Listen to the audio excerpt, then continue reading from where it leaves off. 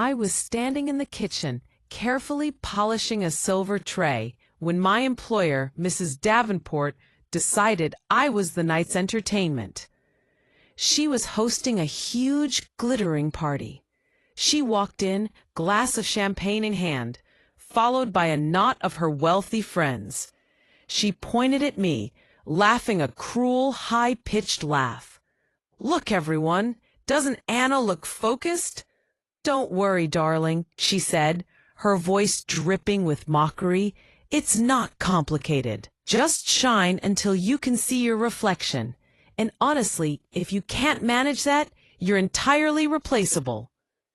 Then she mimicked my Eastern European accent, a harsh, ugly imitation, to get another round of giggles from her guests. In that moment, the silver tray felt too heavy, and my stomach twisted into a cold, hard knot. It wasn't just humiliation. It was the sting of absolute disposability. She saw me as less than human, less than the furniture I was cleaning. I left her house that night, heartbroken but absolutely resolute. She thought I was easily replaceable. She thought my skills were meaningless.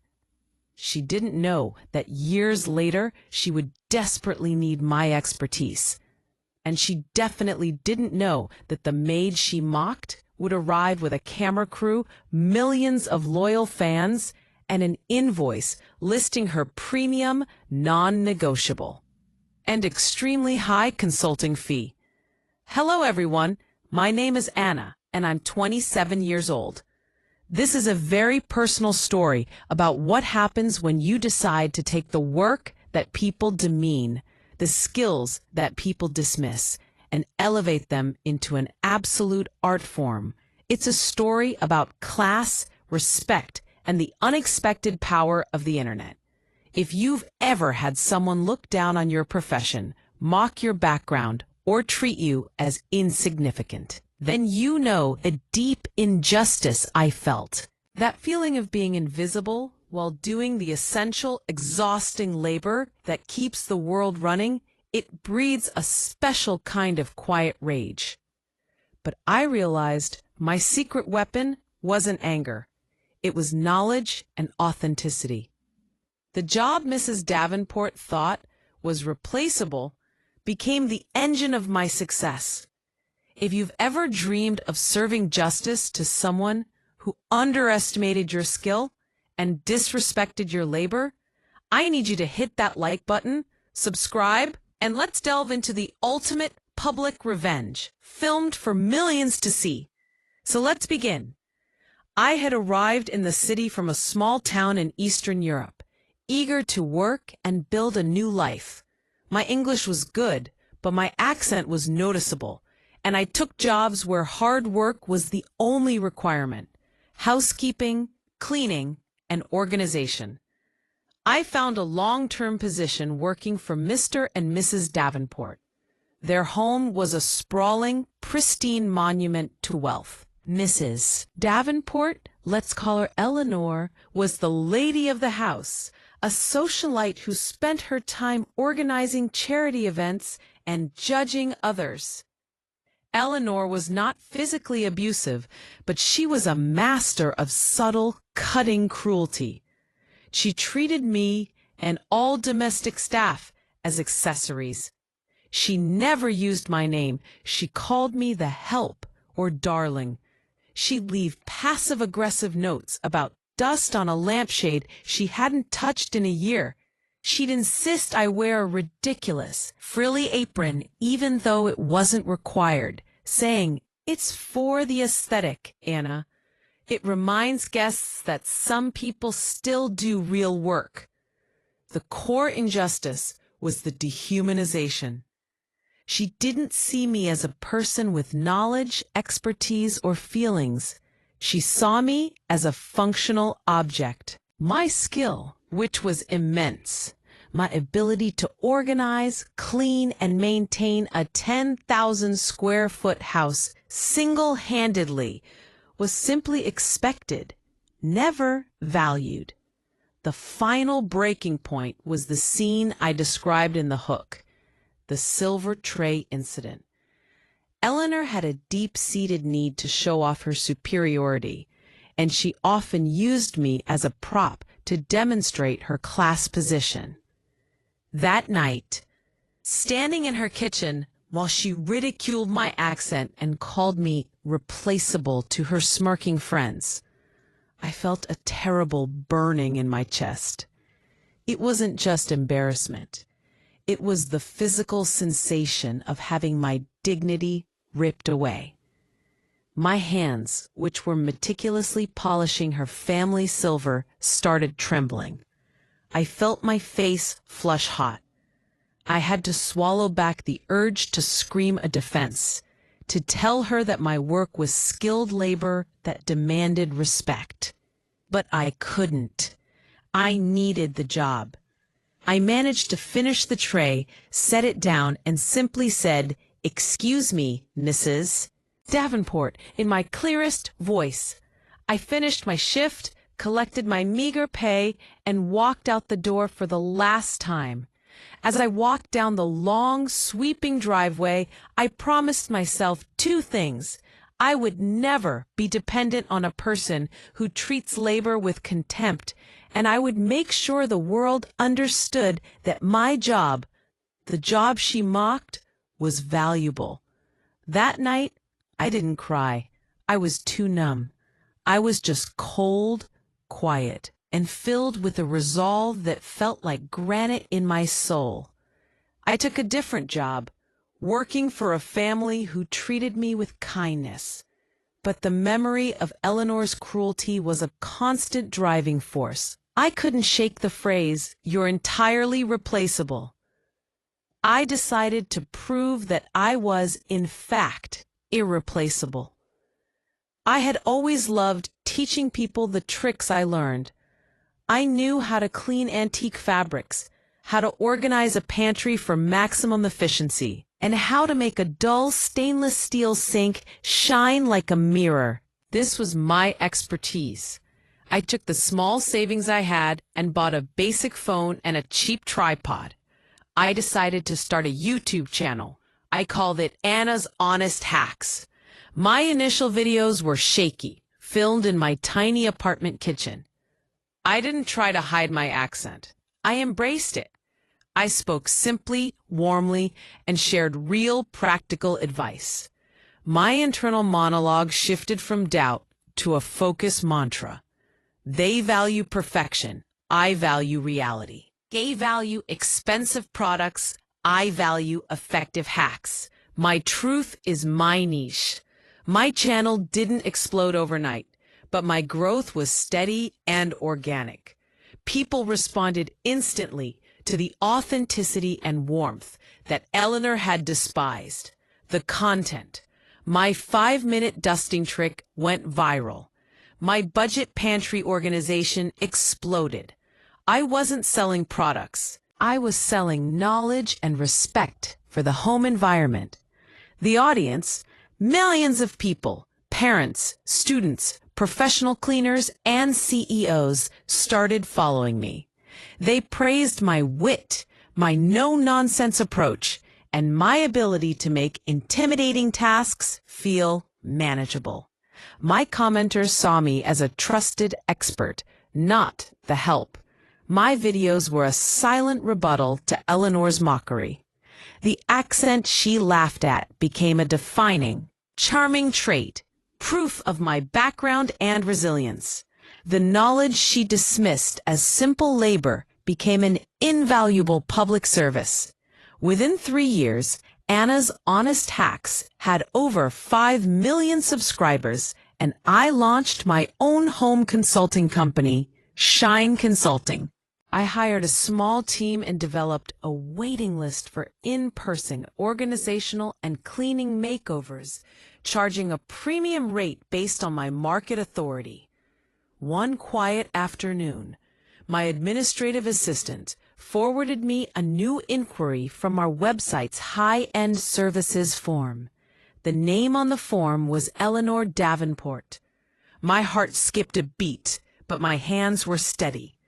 She wanted a full, comprehensive, high-level organizational overhaul for her entire house, citing a sudden massive need to clean up for an upcoming social event. She didn't know the owner of Shine Consulting was Anna. She only knew the brand name. I felt a surge of adrenaline so powerful it made me feel dizzy. This was not just a job. This was a celestial gift. I instructed my assistant to proceed with the booking using my highest, most detailed consulting rate, a rate that was absolutely non-negotiable and higher than my annual salary used to be when I worked for her. She agreed to the contract instantly, clearly desperate. The contract had one crucial clause: the entire organizational process, including the initial assessment and the final reveal, will be filmed for promotional and content purposes, with the full consent of the homeowner. Eleanor signed it. She needed the work done, and she clearly hadn't connected the high-end consulting company Shine with the former maid named Anna. The day of the makeover arrived. I dressed in a sharp, tailored suit, professional, commanding, and expensive. I arrived in a corporate van with a 4-person team and a professional videographer. I walked up the sweeping driveway for the first time in years. The house was exactly as I remembered: grand, excessive, and now clearly neglected and cluttered by people who felt too important to manage their own possessions. Eleanor opened the door. She looked exactly the same, perfectly coiffed, perfectly dismissive. She started talking immediately, pointing vaguely at the massive, disorganized entry hall. "The mess is overwhelming, darling. Just get it done. My life is too important for this." Then she finally looked at me, the woman standing in charge, holding a clipboard, flanked by a professional video crew. She saw the familiar features, the familiar eyes, and the familiar, distinct accent. Her face went from arrogant impatience to utter frozen shock. Her mouth opened, but no sound came out. Eleanor, whispering. "Anna?" I didn't flinch. I gave her the most professional, calm, and detached greeting I could muster. "Anna," firmly, clearly, without a trace of mockery. "Mrs. Davenport, welcome to Shine Consulting. I am Anna, the founder and lead consultant. We are here to assess the project per the contract you signed." She was trapped. She had a full video crew in her house, a signed contract with a hefty, non-refundable deposit, and millions of eyes who would soon see this video, indirectly watching her every move. The entire process was filmed. It wasn't just a makeover. It was a documentary on professionalism and expertise. I didn't acknowledge our past in the public-facing video. My revenge was much more satisfying. It was the display of my absolute authority over the domain she mocked. I directed my team using precise technical language, explaining the psychology of organization, the physics of cleaning solutions, and the logic of efficiency. Every word was delivered with the perfect confidence of a highly paid expert. Eleanor was forced to stand by, subdued and humiliated, watching her former maid dictate the organization of her $10 million home. She was paying my premium rate to watch me showcase the very skills she called replaceable. The video was a massive success. The reveal of her perfectly organized, stunning house was breathtaking. But the real buzz was the palpable tension between the demanding client, Eleanor, who had been edited to sound vaguely demanding but compliant, and the unflappable, brilliant consultant, me. The final shot was filmed on her newly organized, gleaming marble counter. I looked directly into the camera, my eyes warm and bright. I didn't mention Eleanor. I didn't mention the past. I didn't need to. Anna, smiling, thank you so much for joining us for this massive transformation. Remember this one crucial thing, friends. Every home deserves respect. The time, the knowledge, and the care that goes into it. But even more so, every single person who helps keep it shining deserves that respect too. The video cut. It received over 15 million views in the first week. My company received thousands of new inquiries, all at the premium rate. Eleanor was forced to pay the full, enormous invoice, a symbolic cost that represented years of emotional damage and disrespect. She tried to complain later, citing unprofessional filming, but my lawyer calmly pointed to the signed contract. The moment of justice wasn't the payment. It was the quiet realization that I was no longer her maid. I was her mandatory, highly paid authority. She had been forced to rely on and financially reward the very woman she had publicly demeaned. Her replacement? She was now the irreplaceable brand. The internal relief was profound. It was the feeling of finally, truly owning my worth. Working for Eleanor Davenport was the worst experience of my life, but it was also the single best catalyst for my success. Her cruelty showed me exactly where my value was, not in her approval, but in my own expertise. I learned that class snobbery is often just ignorance disguised as wealth.